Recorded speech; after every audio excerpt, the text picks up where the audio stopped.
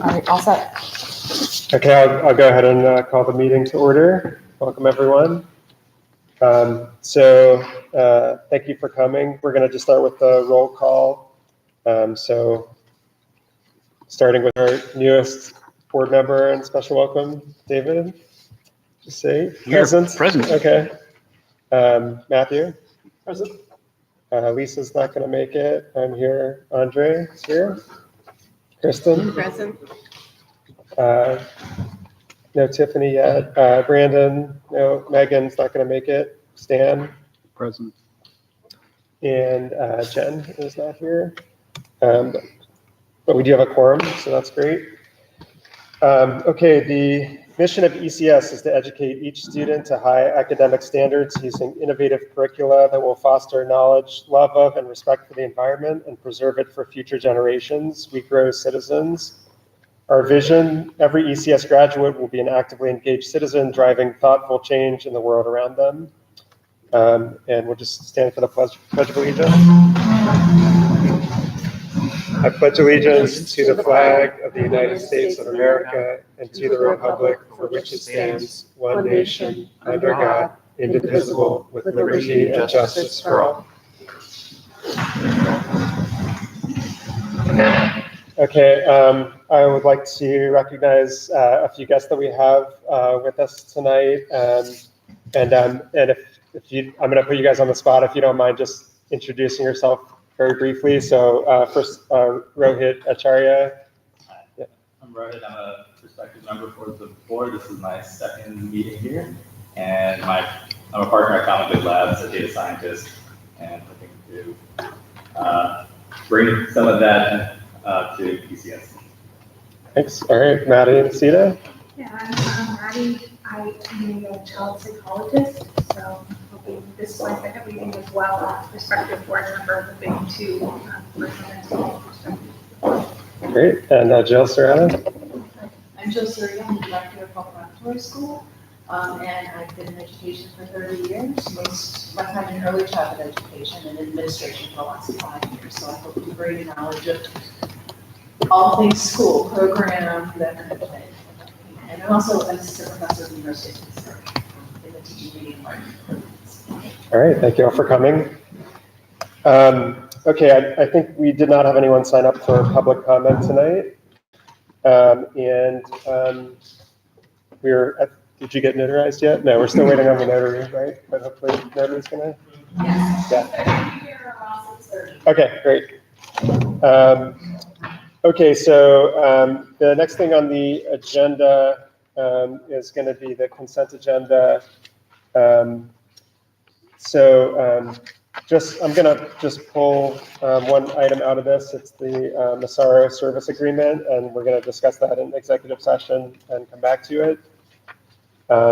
Any other questions or comments about the consent agenda from the board?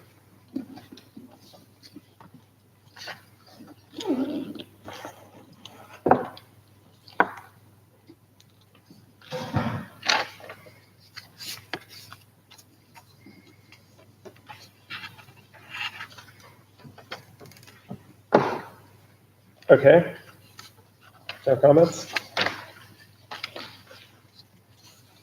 I think I just had one.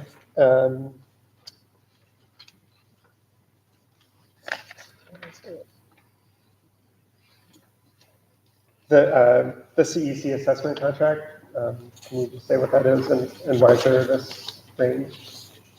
Sure, that is a contract to assess the how well our existing buildings are doing. The idea of doing that is that we'll end up with a report that allows us to create a budget around maintaining the current buildings.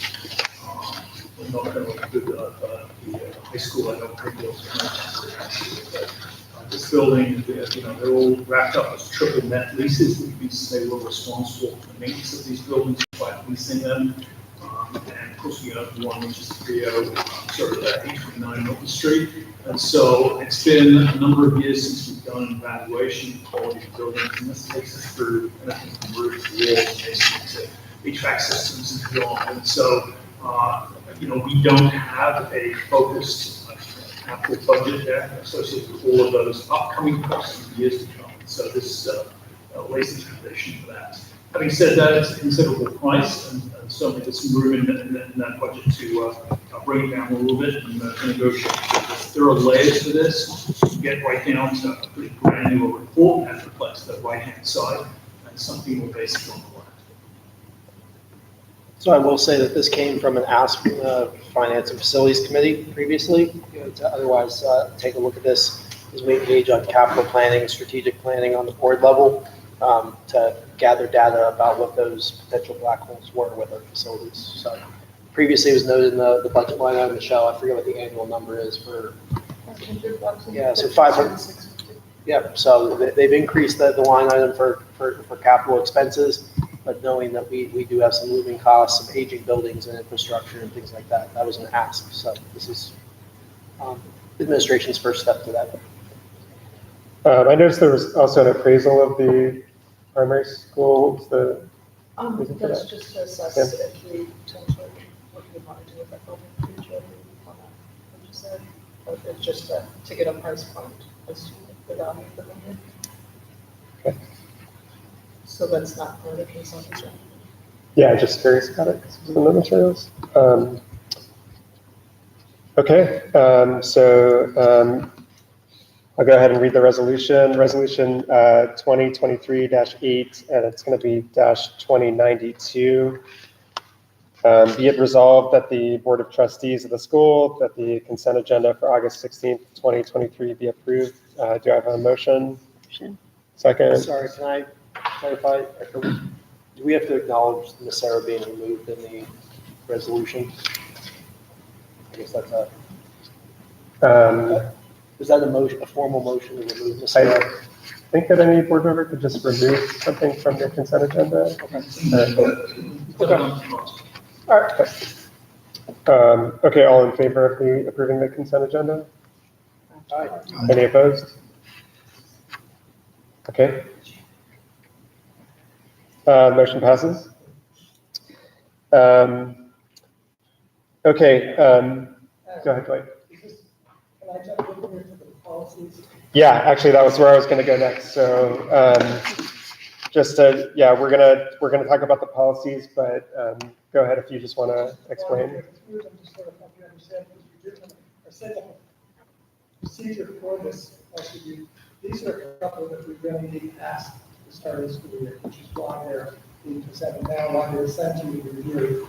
The three academic integrity policy, repetition of required courses policy, and the transcript revision policy are all required by the NCAA. And this was work begun last year by Mark, one of our academic, Mark Shelley, to get our high school in line so that any of our students who are interested in pursuing sports in college would have everything in place. And these are requirements of the NCAA that you have these policies, the district have these policies in place. So that's why they're there. The gifted policy is really, we have policy already in place. And this one that's in front of you, if you look at the highlighted area, I don't know what is highlighted in yours. Okay. That area, it says a brief for full-scale cognitive ability assessment. And what we did was take out the policy itself before expressly mentioned the KBIT. And our psychologists wanted that removed because there are other possibilities to use. So rather than have a specific test in there, they want to remove that. And then down below, independent evaluations, we needed to have that as part of our policy. It's part of the original policy. So that's why that's there. And then on the second page, there's some changes there that give us more flexibility. Under the number 2 there, where it says there are the 3 dots. The first one where it says or, that was an and before. We're making that an or rather than and. And the percentiles would drop down to 93. And then the same with under number 4, the second dot, that used to be an and, it's now an or. And all of these changes are to provide the psychologist and gifted, what do you call it, coordinator more flexibility in admitting kids to the district program, giving us more flexibility in how we evaluate. And so this says 95 on it, so you're saying this should be a 93? No, I'm sorry, it should be 95. 93 is the old one, I'm sorry. Okay. I'm getting mixed up with my. Okay. What's on that policy is what it should be. So those are the changes. And then, as I say, they requested them to give more flexibility and evaluate this program. Okay. The last two, the student conduct and the disciplinary exclusions and hearings policy. This was the original discipline policy from 2008, the only policy. And we felt it was way past time to update those, but we want them in place at the start of school. The disciplinary exclusion and hearing policy merely follows state guidelines for suspensions and expulsions. It talks about the full procedure you go through for either of those, and what due process for the students. And as a former speaker I heard many times, Brian Kaufman said, you need the policies so you have the authority to do things. Without the policies, we, in one sense, really don't have the authority. We always look back and on what basis where you get your authority from the policies. So that they wanted in place. The other one was student conduct and discipline policy. This refers to the code of conduct at the bottom of that page, and that is now in the student handbook. And this is just, again, they want to have everything in place for the start of this year. So I can try and answer any questions you might have. Yeah, so before we move towards the vote, let's see if anyone has discussion on any of the policies. Hopefully you've had a chance to look at them, or maybe we'll just take a minute or two so everybody can look it over. I just want to clarify one thing in terms of the vote. Just so I understand, I know John had mentioned before sort of what the conception was of how this process of policy review would go. Is it? It was originally my understanding that we would discuss the policy and then vote at the subsequent meeting, or is that? Yeah. So let me stop you there. So separate from this, John's going to give us an overview of that Okay. plan. My understanding is it would be preferable to the administration if we could pass these Gotcha. policies outside of that process. Gotcha. But maybe what we could do, if I could just jump a little bit out of order, is do you want to just give that overview of what we're going to do with policies moving forward and that policy review, and then we'll come back to considering these ones. And then I think we can decide as a board whether we're comfortable approving anything at all tonight, or whether we want to table these ones as well for next month. Sure. Okay. Yeah, that was an interesting problem to try and discuss and try to place on the board this time around. Let's go to the big hairy problem, which of course, or the challenge we have of renewing all of our policies over the course of this year. It was determined at the end of the close of the board session last year that really we needed to revisit all of our policies, of which there are many. And currently they are in large binders and they've been added to and adjusted and updated on an ad hoc basis. And so it was determined that we needed to get into a workflow over the course of this year to revisit, to review each policy, first digitize each policy, and then ultimately publish. With a goal of, and if I'm just going to walk through, I think I shared a sort of workflow document with you today. Let me walk through that, and hopefully it'll simplify the process, right? So the goals of this policy, holistic and comprehensive policy review are sort of two. And that was to conduct a comprehensive review and renewal of all ECS policies, of which there are more than 100. And then also provide access to the policies to all ECS constituents via an internal and external digital portal, which ultimately we've been working through and actually just approved in the consent agenda, the purchase of that portal. So over the course of the summer and the fall of 23, the policy review workflow looks like this. And jump in if you see any logic issues here with this. I'm happy to sort of adjust this along the way, but this is gleaned from our conversations at the end of last year. So through July was to digitize all of the policies. That's been done. Review of all the policies by ECS legal counsel. That has been done, and they're beginning to send, using this word tranche, but this notion of a group of policies. The second group came down today. Third thing to do was we did that through July. Third thing to do was establish the ECS Policy Review Committee through July. That includes myself, Marissa, Stavros from Student Services, Dwight Loftman, Dwight to my left, Andy, Superintendent, Michelle here, and Christine Adams from Enrollment and Rotary. That's the group. We do, of course, would like to recruit somebody, standing over hint, to be the board liaison as part of this journey. So that's another sort of thing we want to find out today. We needed to evaluate and contract a digital platform that was done through early August. That is board docs. Essentially, you with that 2 seconds ago, that's about $7,000. That produces an external facing and internal facing document that will are for all of these documents. So that was that bit. The August board meeting, what did we want to achieve today? To recruit a board, member that can join the review committee. Stan, if you're willing to do that, Sure. would not necessarily need to read all of these things, but as the committee works through, I think we'll just give you a high-level overview of that journey every month. And if you had any questions and interactions or any interpretations from the board along the way throughout the year, it would give you your role. We think a letter from the board chair heading out in the next week or so that kind of confirms the community process, that process of review over the course of this year, highlighting that the process. Portal needs to be connected next week after this board meeting, made live. And then we'll go through August. Obviously, we want to upload the first, I think, 10. I think we'll bite off a small group to begin with. And we'll upload the first draft of policies. Draft in the document. Post the letter.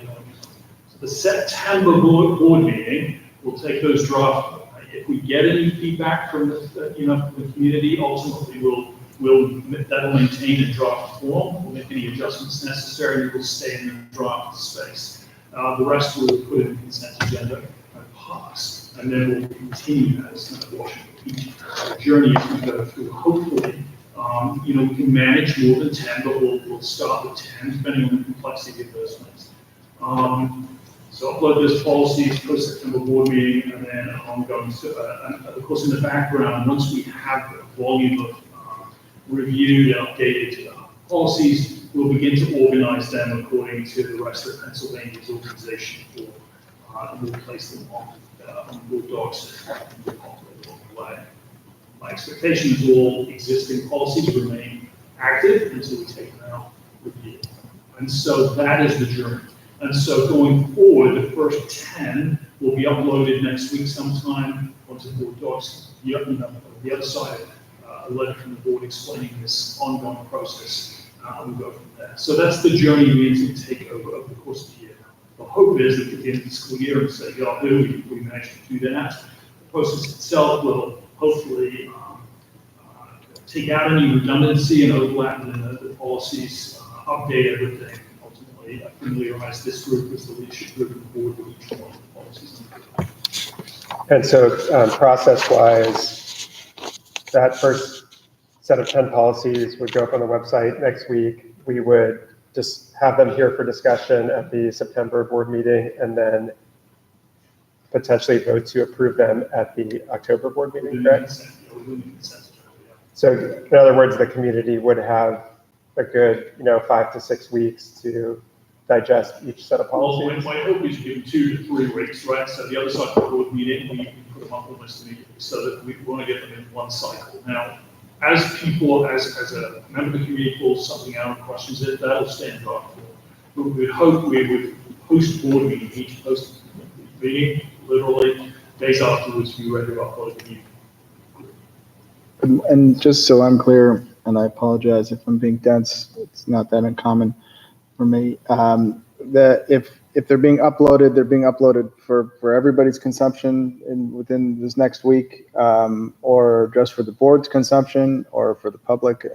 Both at the same time, so Okay. they're marked, watermark draft, and Okay. the external folks from the outside can take a look at them, and internally, you get a view as well. So we'll direct you via a link to say, hey, this is where they're going to live. So I think this is our first practice run, and let's see how it goes, whether you don't manage to get to contact with it, it's unwieldy, or there's too many, or ultimately you'd like them in a different format.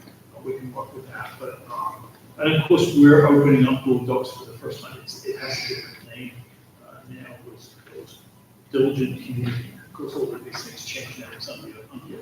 So. My only question about that would be, I guess, that obviously once it's been uploaded, everybody can see this is the first draft. It may be the case that we have a board meeting, we discuss it, and in the intervening period, there are changes, obviously, and then the question would be, obviously, whatever has been out into the public, what they've reviewed is only the first draft, and then they may not have another opportunity to see it if it's then changed or if certain things are added or removed. Review the review. I don't know that that's a problem necessarily, but I just want to flag that.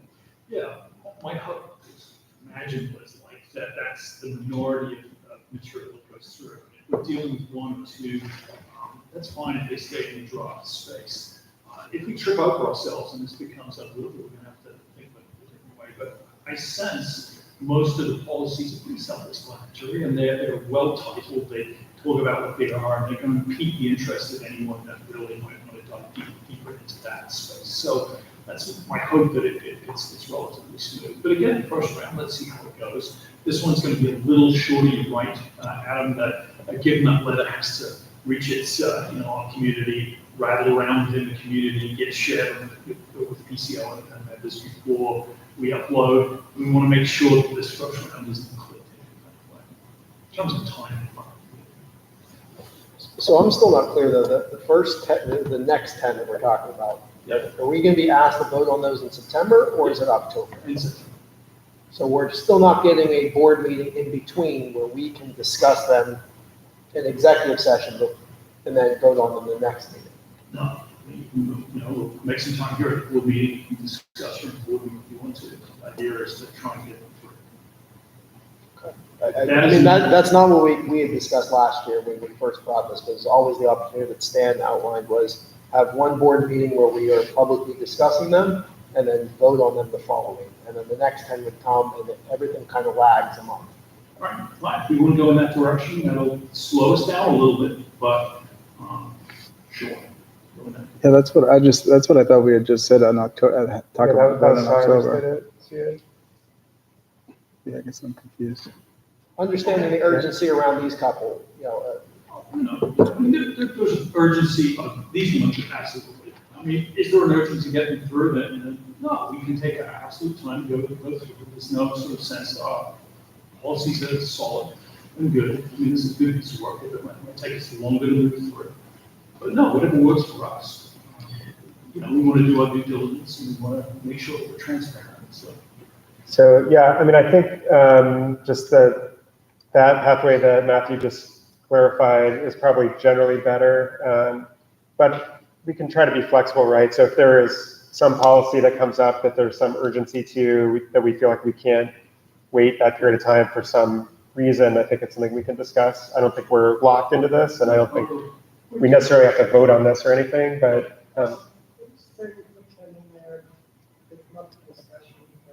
seven of them have their comments already. They find where they are. Nobody's going to have public comment, you can make no comment. Are those possible to go past the time and then the three that are carrying over? Or do you just want to move all 10 to the next?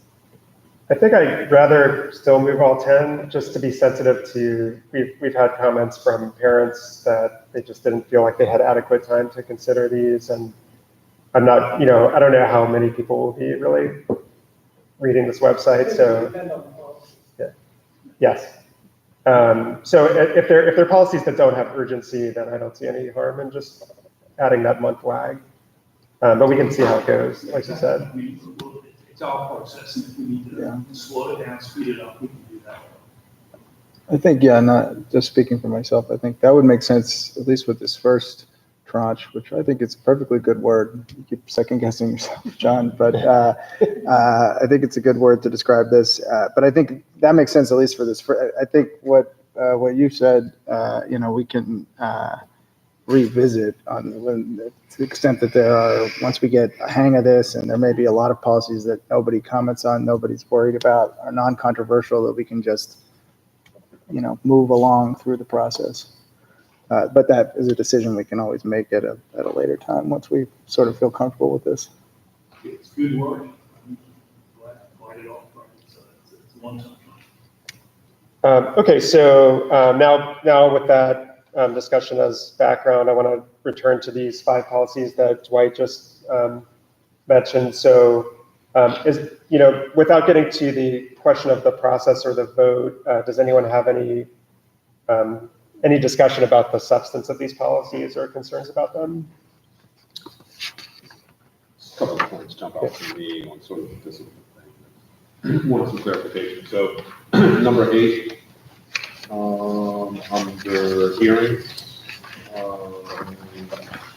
a written or audio record shall be kept at the hearing. The student is entitled at the student's expense to a copy. A copy shall be provided at no cost to a student who is interested. Just wondering why we're charging, or why that is in there. I mean, to get a copy if it's written for audio should probably cost any. I'm thinking. So it's just kind of weird. You have a right to a hearing, and you have a right to a copy, but you don't have to pay for the copy. Unless you do. I just think that's common. And the number 1 and number 3 concerns me a little bit. If you're sending something off via certified mail, and that's the only way that you're going to notify the parent. And then you have a policy of like at least 3 days notice time after that. So I'm just concerned about like something being sent via certified mail and then reaching that person in enough time to perform that. I'm going to Of just. all charges, right? Sorry. And is that the only way we're going to communicate that? Because that's what it seems to me. So I just want clarification. I don't know if this is, I don't want to, and you may, folks from school may have a response. My sense of this policy in particular, and a number of these others, is that this is almost all of this, in particular this one though, is drawn from statutory language. So probably like the certified mail is probably a legal requirement. That doesn't mean that we couldn't do other things and include that in the policy, but probably that's sort of the legally required notice. Is that correct?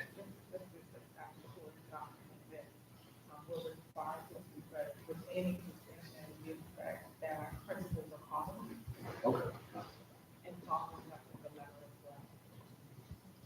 Is it, would we still be within the statutory requirement to just add that language into this, just to say that the principal will also call or verbally communicate, or are we gonna have a problem if we do that? So I know that it's part of, this is a policy, that's part of our procedures that do exist within our organization, that we require administrators to call, have to call and have that letter to the parent, and it's actually in all our documentation that we send home. Okay. Is that it?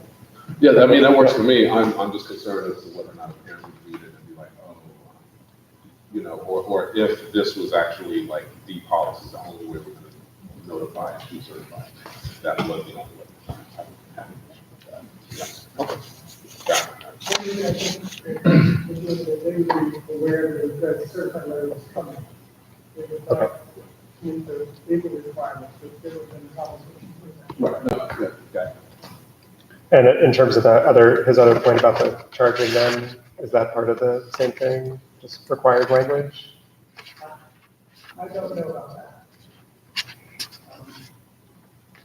It's in the statute, and it is It's been around since the year dot. That doesn't mean to say we can't push that. Let's make sure it's not required language. Seems a little harsh. That was, as a parent and as a kid, it's been. I was just like, I could imagine the stress. What was your problem number 3? Number Did you 3. say 1 and 3?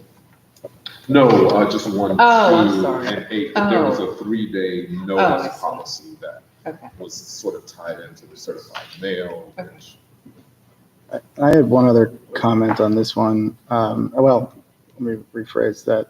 I have one other comment that's applicable to this, but all of the others, and maybe there's just one of the things that wasn't 100% clear to me is this with any of the with these particular policies is they're sort of presented as, and obviously they're in Word format, with the adoption date blank. These are policies that already have been adopted at some point, correct? Or is this a brand new policy? These two, or this? Well, I mean, yeah, any of these, I guess. So can I piggyback on that? Because I had a more broader comment of, it'd be extremely helpful for us to get some type of standardized title block on every policy that has a number, a title, a reason why, who's the authority, has it not been revised, if it was previously effective, has it been revised, some type of standardization to help consume our 100+ that are coming down the pipe. I personally would benefit extremely by having, Dwight, you outlined a little bit of a narrative on each of these. As you upload them or for board consumption, maybe it's not public consumption, it doesn't need to be much, 2-3 bullets of why are we reviewing this, what's the changes. I recognize trying to redline all the changes, knowing the disparate formats that you're probably taking these from might not be feasible, but if you are changing an and to an or, that helps us consume it. So we're not just reading it raw, trying to consume. Well, is this mostly in place, or are you just changing 93 to 95%? Again, I think that would streamline the process greatly, but we recognize, at least I recognize, the burden on your end to prepare that kind of stuff too. But I know when we're looking at 100+ of these, standardization will help move it through the machine. But I think going forward, a standard block for all policies, we can talk about what that is, I think would be extremely helpful. Stan, you might have some thoughts. Yeah, no, well, that's kind of where I was going with, because I know, and that may be something that you're intending to do anyway, but I know that I looked at a few other examples just in kind of thinking about this and reviewing these policies and getting ready for it. I looked at Fox Chapel and North Allegheny and some of their policies because they were easy to find. They have a bunch of different things, and some of them don't make any sense, but they all have a title block that says policy number, the date it was adopted, the dates it was revised, and whether it's active or inactive. And I think, unless there's other things, to me, that's pretty good coverage. That's what I would want to see. I think that would be a good thing to have for all of our policies. Once we, like, for example, this was easy to find because it's the same policy number for both Fox Chapel and North Island. It's 233, which I wrote down. So that presumably this would be 233 as well, or something, however we decide to do that. But yeah, so I don't know if that's something you're intending to do or not, but to me, that makes a lot of sense. Yeah, I don't know. That's the function of board notes, right? As it goes through it, right? None of these, right? They're literally page numbers. So these are, use the term raw, incredibly raw. These are as they come from the law, right? So Right. there's no standardization, right? So this is the journey. It's the questions do you do at the front end? It's not who's asking to do at the back end, right? And so, yeah, let's take a look at that, right? Absolutely, a narrative that describes what it is.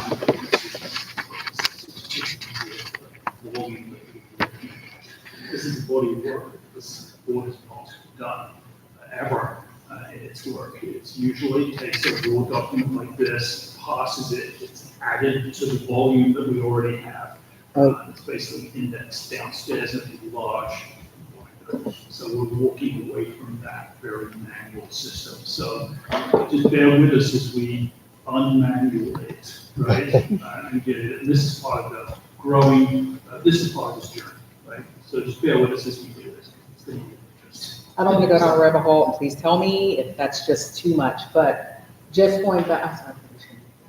Andre, just going back to what Andre said, in that vein, could we also add, if there's a policy that goes with those, with the procedures that we could look at, so then that could have answered his question regarding, I guess, issue number one, with knowing whether, that the principal also calls the parent or the other methods that are used to communicate with the parents. I don't know if that would be helpful or not, if that's just too much, if we're like too in the weeds with that. I think the school part of it, right, this is all gonna come out as we journey through each one of these policies.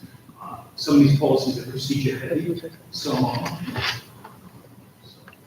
Also, Yeah, okay. To piggyback on, I don't know if it's Sam's comment, part of the idea of going to your jobs is to, right now, when we look for a policy, we open it up and go through 120, trying to find the one we want. Instead of knowing 100 to this, 200 to this, 300 to this.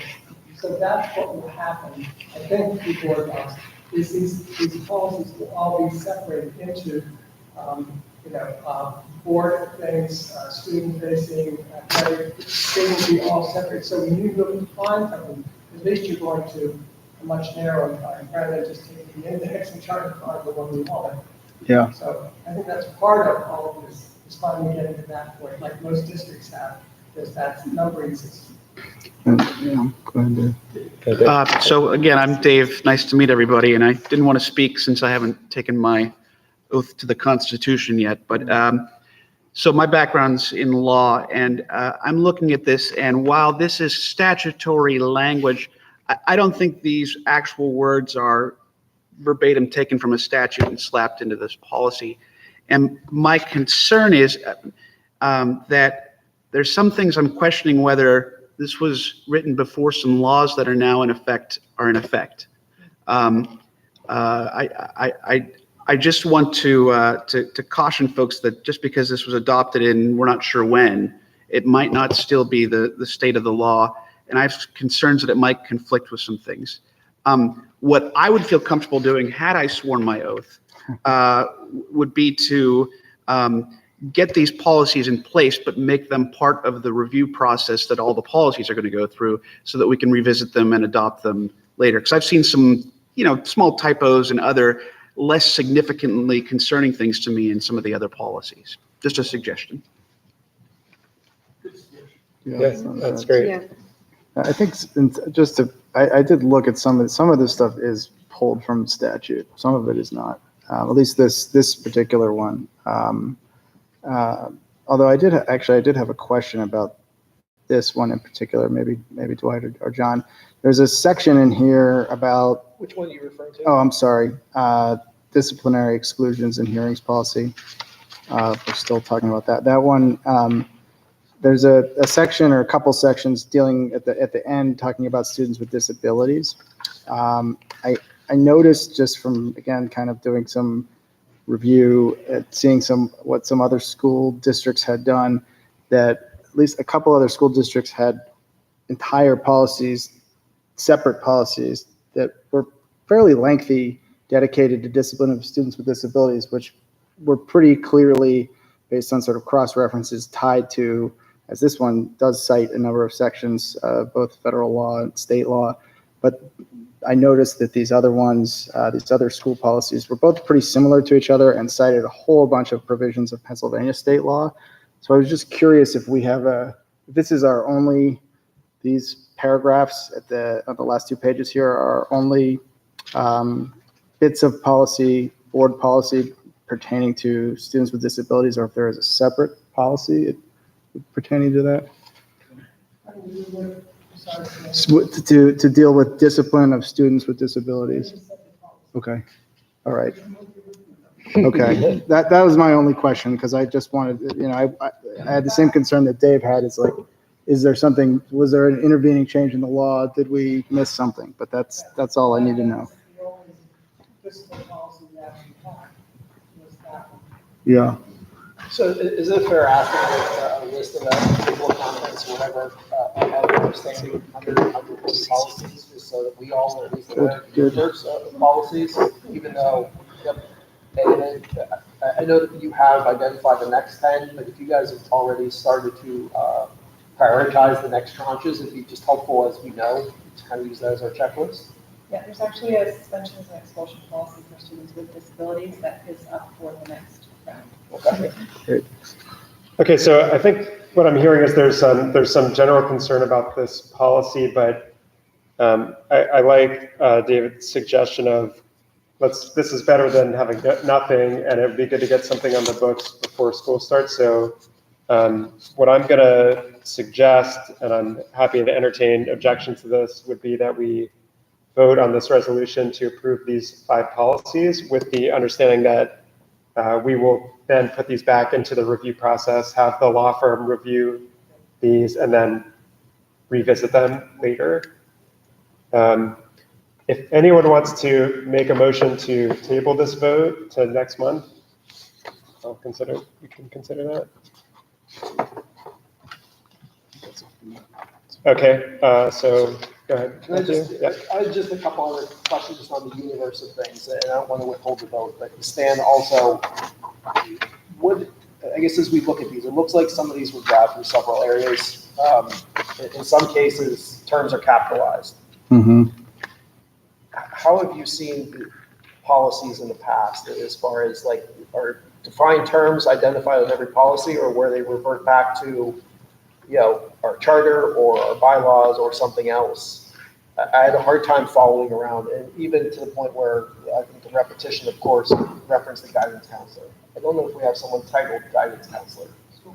So it's school counselor. So even aligning terms for ECS in some cases, is that more of, as we push these back through the edit process and ask the lawyers to do that, to right size these for ECS and align terms, or? I'm not sure. I was confused by that. Yeah, it'll be committee's work, right? And that's why it's got more like disciplinary group that's going to sit through this, because believe me, we'll get typos from the law firm. We'll also get it might reference a separate district, because these are boilerplate. I was going to say, some of these districts, some of them said schools, some of them said charter school. And our hope, is that these are current, and if we see that they're not, then, some raised eyebrows and, excuse me, you bill us healthily for this work, and clearly not doing due diligence as a law firm, right? So we can give them a swift hook and ribs, but more eyes on the better. But this is going to be a journey. I think this will be a permanent part of our work here at the board for, some years to come. There's so much for my 6 months, we'll get this done. But I think that's.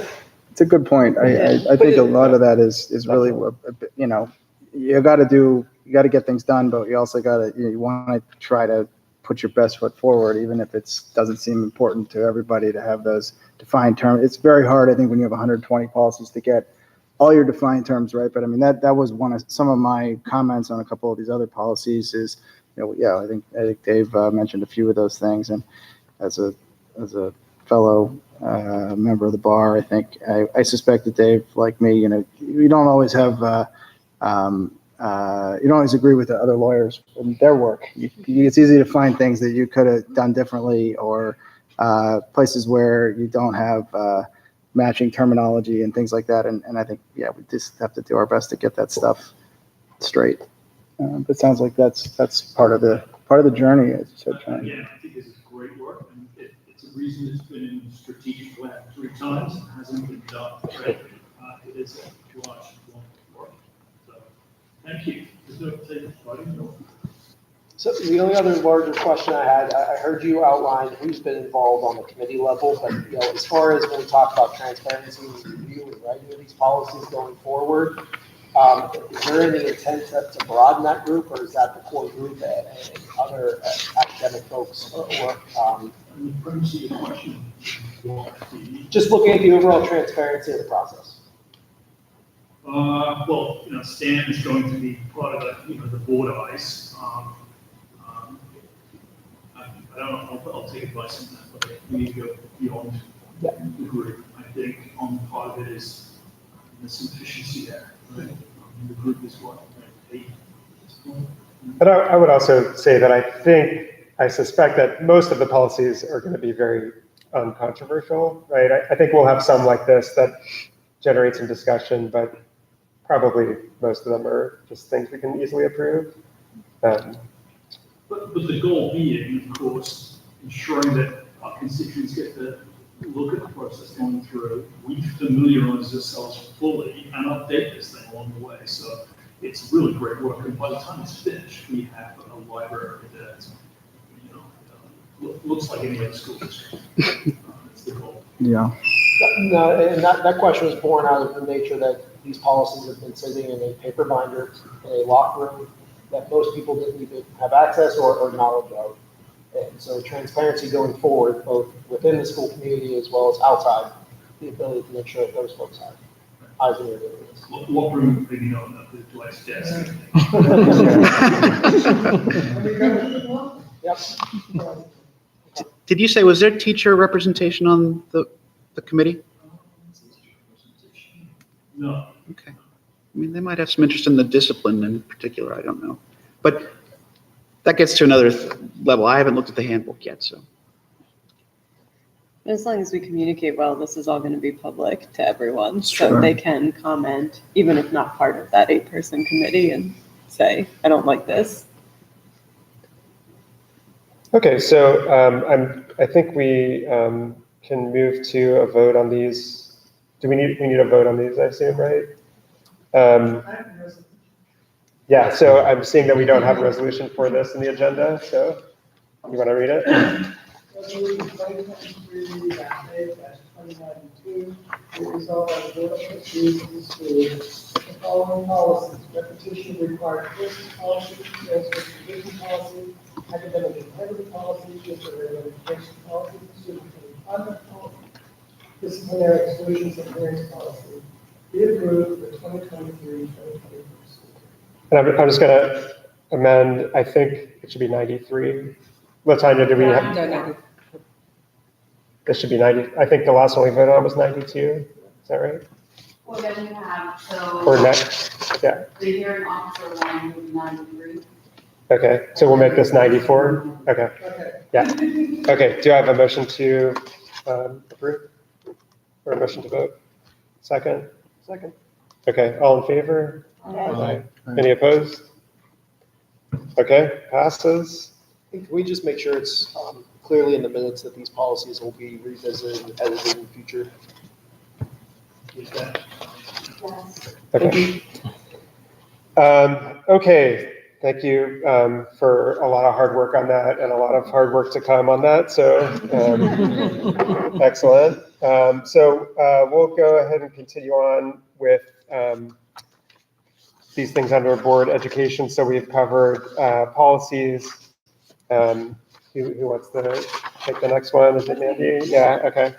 So we are in the last year of being able to use ESSER funds, and one of the stipulations of being able to use those funds are the approval of the ARC ESSER Health and Safety Plan. So that was in your information here. So this is for the school year. We have to do it every 6 months. So we'll do it now, and then we'll do it halfway through the school year. And the changes to this are very small. The first one is, once it's approved on the very, like the page 4, I believe it's in the package here, 4 and 9, the top where it says data block review, data block revision will be updated once it's approved. And then in the paragraphs there, number 1 and 2, we just changed the school year to the current school year, 2023-2024. And then in the chart, the only updates were that we removed the flow chart for ease of contact tracing because it's no longer on our website. We follow all CDC guidelines, and this is largely not changed from last year. Any comments about that, Paul? Update? Okay. So why don't we just, do we need to vote on that as well? Okay, so we need a resolution for that too. So I think that will be, do you have a? oops? Okay. Resolution 2023-8/2095. Correct. Resolved by the Board of Trustees of the school that the health and safety plan for 2023-2024 school year compliance report be approved. Okay, do we have a motion? Second? Second. All in favor? Any opposed? Okay, carries. Okay, construction update. All right. All right, so in short, we're going to get back to this under, I think, real estate needs a committee, but an update on our fiscal construction project. For those new today and sort of on board, need an update. Back in April, May, our construction project was delayed due to an overbid. We were about 35% over budget, so we had to go back to the drawing board on our fiscal Avenue.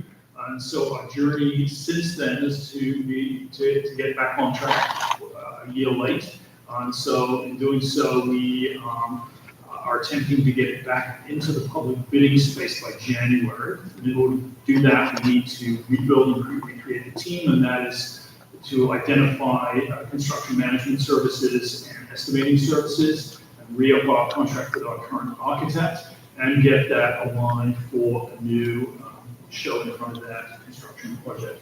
You see some, we pulled out CM services for a conversation later in the evening, and we're going to get to that at that point. So that is basically in short where we are to try and get us back to bidding in January, which will put us back into a building and can hold that, that calendar for the fall of 2025.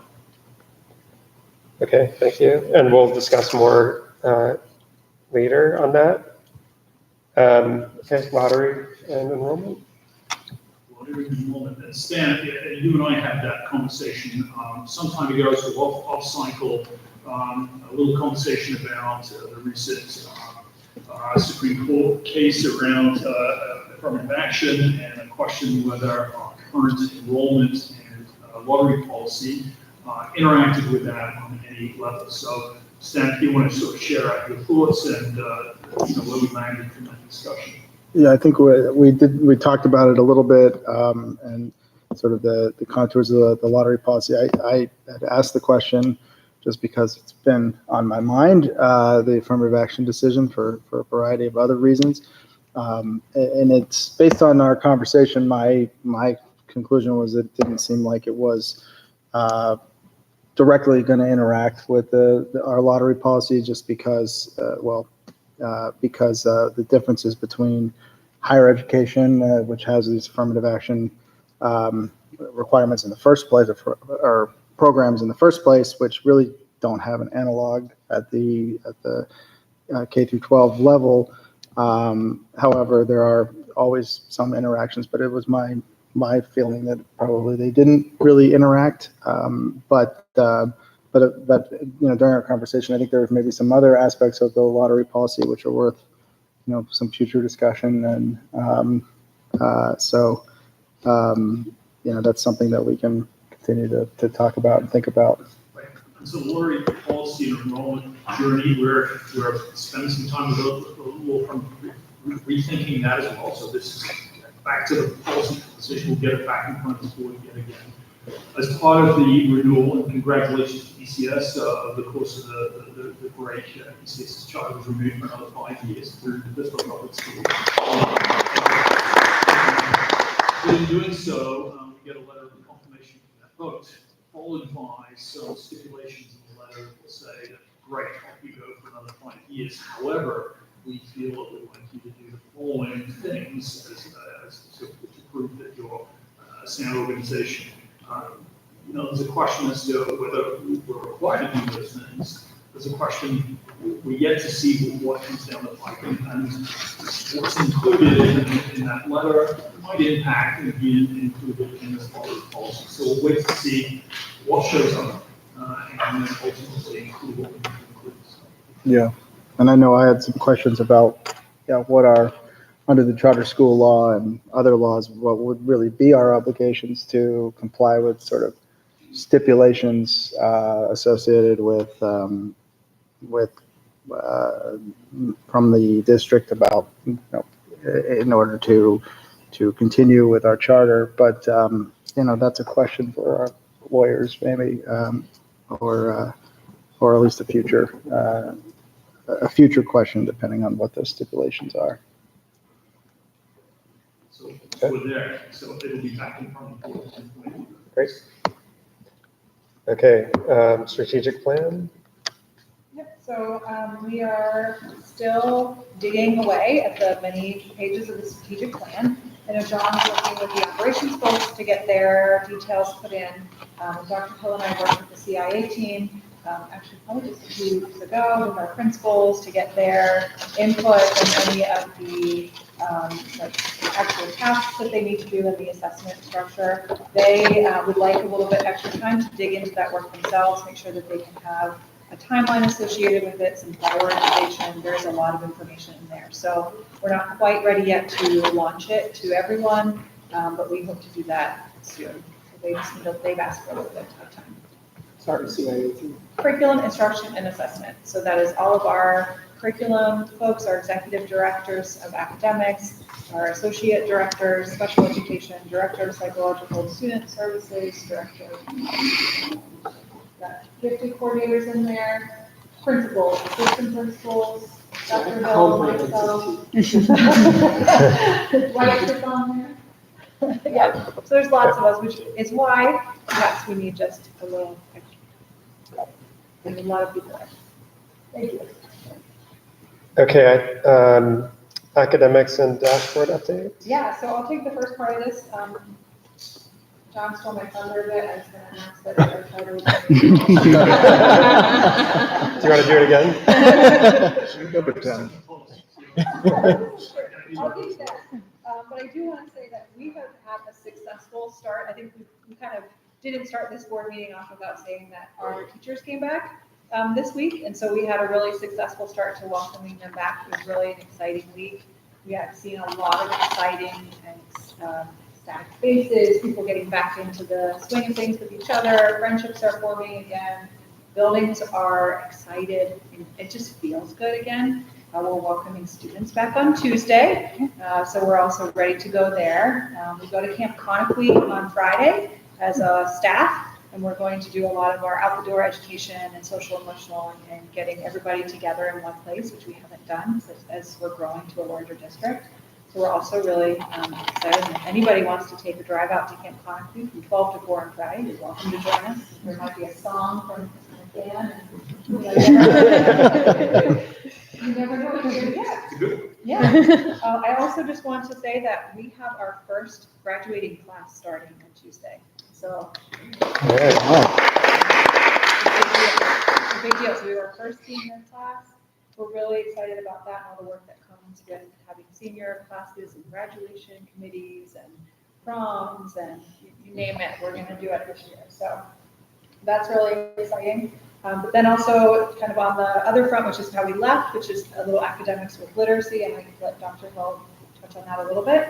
And for the dashboard, we are really excited that Rohit was here today because we have a MOU that we can share with him to kind of help us analyze some data. We want to make sure we're doing that with compliance for all identifiable, personal identifiable information. If we have that, that would be helpful. And then I'm looking forward to working with the new education committee on that dashboard to just make sure that that committee really gets what they need. And then I don't want to talk about ELA. Sure. With ELA, we did have a parent that spoke with us at the end of last year. So I do want to say that we are making strides with our systematic, explicit foundational skills instruction. We're making huge strides in regard to that with our tool from the University of Florida's Literacy Institute. That's our youth block curriculum. There were some things that were said, like that we don't have science, we don't have a social studies, we do. It's wrapped into our EL literacy program that we are making those cross-content connections. Students are learning that vocabulary and really digging into non-fictional text pieces. We wanted to do more strategic work in lifting that up so that our students are able to make those connections, really build vocabulary with their background knowledge as well. Our ELA literacy review teams that we had running last year, we're going to keep those going this year. What we are going to lift up, because we know that there are some issues with our programming that we're using for ELA, we're going to look at our programming against some of those top graded programs that are out there. 2 to 3 of those programs. We're going to compare those. What I wanted to keep in mind is that we did make a significant purchase right before the pandemic. And we spent on another program. And now we may want to change it. We've never really effectively implemented because of the pandemic. And so it would be nice if we could buy a little more time with having our teachers use what they have right now. But we also see urgency in supporting students. And so we want to make sure to have this curriculum review process this time, look at what we have, and then we would make a recommendation for next year if we were to purchase anything new in addition. Any questions on that? Okay, thank you. Hearing officer. A little change here. Normally speaking, we have sworn in the entire board as a hearing officer as part of a service if in the event we get an expulsion hearing, we're required to have a hearing officer. I'm going to prefer to do this. If anyone is interested in supporting us in that work, maybe I can connect at the end of the meeting, because I think I need to connect you to the policy in which this sits, share with you that policy, and ultimately then talk about your responsibilities. And then in the September board meeting, we can go ahead and swear you in, or at least set up a resolution with those names. I think that's, given our journey with policies, I think that's a better place for us to be. But in years past, every board member has just held that role. Should we ever get there, and which we've done it once in our history, we needed a hearing officer, so it's not, it's not something that's sort of Damocles hanging over our heads. So I'm going to wait to do that. So if anyone's interested in ensuring that, that's Okay, so I was hoping now that he's been notarized, this would be David's first official vote, but sorry, Dave, we're gonna have to wait till next month to vote on anything. Oh, I was just notarized. This is the only hazing that happens. Yeah. If you want, we can go back and redo the other votes. I think I would. Yeah. Okay. Okay, so this resolution that's in the agenda, we're gonna just table that for next month. Our numbers maybe, just remember the number on that one. I think it's kind of, I don't know if the numbers matter, but, okay. Okay, so committee reports, I can give the executive committee met last week. This will be brief because we've covered most of it, but we talked about the policy, everything about the policies that we just talked about and the new procedure. We talked a little bit about the construction, which we'll get into more later. We talked about the lottery. We talked about the strategic plan. So I think we've more or less covered everything that we did in the executive committee. Governance, Stan, do you want to say anything about governance? All I can say, we did not have a meeting yet, but just a couple of things. I did send an email to the current committee today, which I assume probably nobody has really read yet, and maybe will never read, who knows, if it's anything like my other emails that I send at work. But I think the major, and I won't go into all the details of that, obviously, but I think the main thing is, of course, recruiting, identifying candidates. Obviously, we've lost a few members recently.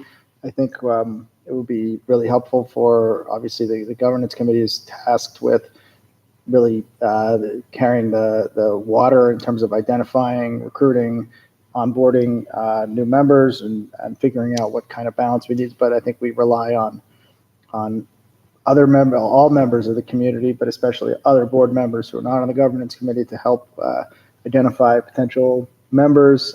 Certainly we could use, I think as everybody's aware, members who may have education background or who would serve a valuable role, particularly on the education committee, finance as well. We have enough lawyers. I think everybody can agree on that. So I think that's the main thing. Luckily, we do have some guests here who are prospective board members, which is I think really going to be helpful to have some great folks in the pipeline. But I think we're always going to be looking for for other people, parents, non-parents. I think we have some flexibility right now. So those are that's sort of the main thing. In terms of other goals, it's sort of more of the same. I think, reviewing bylaws this year, not a major review, but I think it's healthy to review them regularly and make any recommendations of clarifications or small changes. And some of the suggestions I had was to sort of committee roles and committee how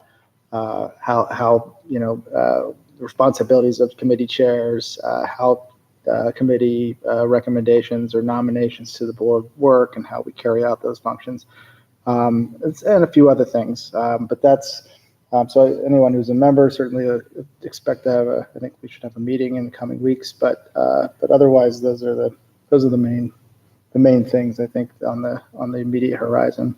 Great. Okay. Education. Kristen, did you want to talk about that at all? Yeah, not too much to say. We're in a rebuilding period, to not go too far into sports analogies. But there's a suggestion in the board training that we actually start to call this a school performance committee, which I think could make sense. So if there are no objections, I think we'll start talking about it as that. We can talk about whether or not we do that. Yeah. But whatever we do with it, education, or if we do the rename, I had a really brief conversation with Mandy, planning to talk about more of where we want to go with this. I'm hoping some of our prospective members may have some interest in this committee once they've completed their, pre-board work. And we're just going to go from there and pick back up the work that this committee was doing before a number of the members left the board, and I'll be in touch so we can start to figure out meetings and everything else we need to do. Great. And thank you for taking the lead on that. Okay, finance and facilities. Megan couldn't make it to this meeting, but I don't know, either Matthew or Michelle, if you guys want to. I can speak up to that, certainly. So, I mean, the Finance and Facilities Committees also remains in a kind of a rebuilding stage. We at least have 3 members, but there are holdovers. We continue to remain engaged on the budget and the finance piece, mostly that we otherwise went through and approved earlier. We're asking a lot of questions behind the scenes. Know that you all have questions to it in the public sphere. One of the things I think that's exciting that's coming up that we've asked for is, with many new faces here, is actually to get the whole board through tours of all the buildings. Where our students live, learn, and play every single day. I think it's important for us all to see that. So there will be a reach out there. We'll be seeing the good sides of the buildings, all the classrooms, but we're also going down to dirty basements and seeing the boilers and the roofs for anyone who likes those kinds of things. So look more for on that. We'll do the best to accommodate everyone's schedules, but know that tours will be coming up. We also are happy to report those condition assessments that we've now approved. That was an early ask last year. Happy to see those going forward. That'll inform some of our capital planning and strategic planning going forward. And then I know this crosses a number of committees, but high school, that continues to remain a key point of our conversations, and we'll be talking more about that in executive. Great. Anything you want to add? Yeah, we'll be ever audit starting next month, so we're busy wrapping up the other year. Great. And are they going to give us another presentation? Yeah. Probably November. Okay, great. So this is the now digital company with those folks that you know order this. Okay. I didn't see any statement from the union. I don't think we have a representative here tonight. And they've been doing a fantastic job of presenting over the course of this week with us in front of faculty. So, for those folks if they're viewing us online today, a huge thank you to those folks that were with you today on communications and so many other spaces. Just a terrific relationship at the end, and as we go into the year, it will be even stronger. So, outstanding work from. okay, and PCO, I didn't hear anything from Tia, so I don't think we have a report from them, unless you heard something. We reached out and just wanted that here we go for the new school year. Great. Okay, any other business before we move into executive session? One just general question to the board. Have you guys done board retreats in the past? Well, not retreats, but so much as more just like gotten the group together to, outside of a typical board meeting to otherwise learn what everyone does and how to better be a functioning group. I'm glad you brought that up, because I forgot to mention, we are hoping to plan a board retreat for October 28th. You're welcome. Thank you. So if you guys could mark your calendars, it's a Saturday morning, October 28th, location to be determined. Matthew's gonna bring food. And It's gonna be Dave's house. yeah, we did have a retreat last year, and there was also a separate tour of the new high school site that I missed, but I think there was a brewery involved. Facility for bulldozing that. Yes, yes. It's therapeutic. And we're gonna get together and just figure out what our agenda is gonna be for that retreat, but hopefully this is enough notice for everybody here to make it. And if anyone does have topics they'd like to make sure we cover, just let Adam and I know, and we'll, we're going to work on the agenda, but we're happy to take suggestions. Okay. Just, if I can get some of the minutes here, just Sure. a big thank you to the facilities team over the course of this summer, right? And so the minutes could just reflect a big thank you on behalf of the entire school community, the enormous amount of work that this team did to get the schools ready, and to ensure schools moving between buildings as we speak. And so just thank you. Appreciate that. Okay, does someone want to make a motion to go into executive session? Motion. Any second? Second. Okay, all in favor? Aye. Any opposed? Okay, all right, so we're gonna move into executive session, so we will go ahead and let our guests go. Thank you so much for coming. Thank you. Adam, do you want me to take care of emailing all of them and making sure they want to be sworn in next time? Because they're all second meeting, right? Jill, this Jill's is her one. first, so we Okay, gotta wait so one more for two. her. Okay. Um, We can Yeah, just you confirm. were Stan.